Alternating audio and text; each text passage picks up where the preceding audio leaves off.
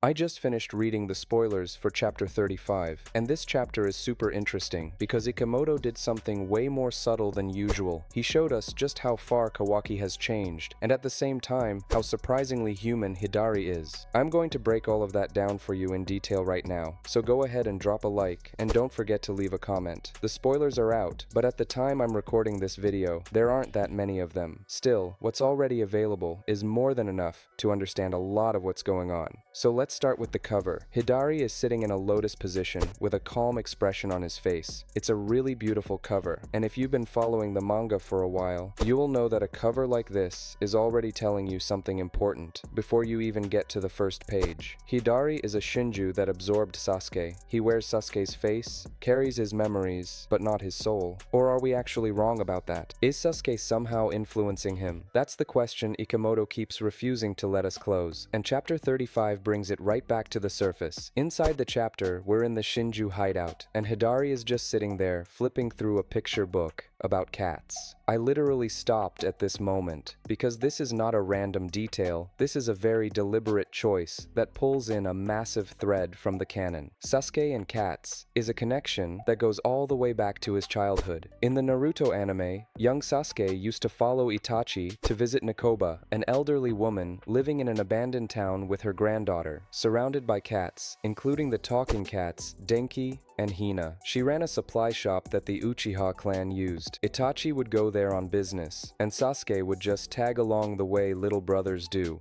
And to keep the bored little kid entertained, Itachi came up with a game. Collect the paw prints of the fastest cats. It's such a great nod to who Sasuke really is, because Itachi invented that game, and Sasuke never forgot it. On top of that, Sasuke came back to Nekoba as an adult with Team Taka. In chapter 354 of the Naruto manga, they stopped by to restock before going after Itachi, and Nekomata recognized him. She said she remembered both of them as little kittens, and couldn't believe they now wanted to destroy each other. I'm genuinely grateful to Ikemoto for including a reference like this, and it feels like a huge sign that Sasuke may still be influencing Hidari. Now let's move on to the other events in the new chapter. Boruto takes Sarada to the place where Sasuke is sealed inside the Shinju tree. Sarada grew up her whole life with a father she barely got to see, and then he finally came back, only to disappear again. Now she's standing in front of the tree that's holding him prisoner. This isn't a reunion, it's a new kind of separation, and it hits even harder because he's right there, but completely out of reach. Now, let's talk about what hit me the hardest. What Kawaki and Amato did together. Kawaki, in his pursuit of more power, is becoming more and more dependent on Amato.